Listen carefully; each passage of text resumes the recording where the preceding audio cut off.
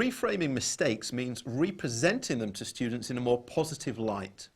What we want to do here is reduce the fear of failure that many students have and also change their way of thinking from one which is risk avoidance to one which is okay to take risks with your learning because you can learn from making mistakes.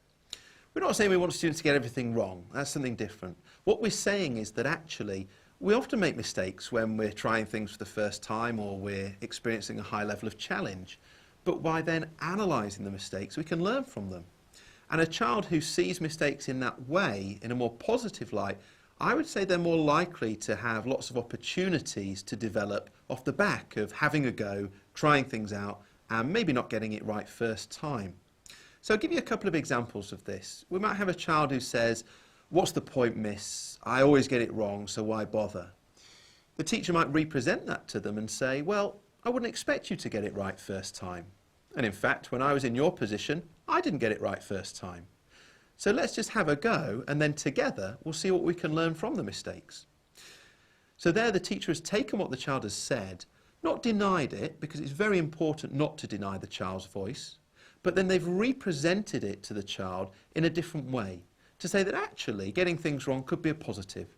It could be normal. Now you can take this one step further and you can go to your loft or you can go to your parents' loft and you can find your old school books and bring these in for your students and you can show them the kind of mistakes you made when you were at school learning similar things to them. And the message is very clear. You're an authority figure in the classroom, you're an expert, you're there to lead the learning. But hang on a second, you are making mistakes just like your students are making mistakes. And that's fine, that's normal. So again, we're finding a way to represent mistakes and failure to students and say, actually, this is a normal part of learning. It's okay. The thing we want to avoid is making the same mistake over and over again, because then we're not learning from it. But the thing we want to embrace is making mistakes by having a go, by being challenged, and then looking at those mistakes and saying, okay, what can I learn from this? What can I take from it? How can I use it to grow and to develop? Golden nugget.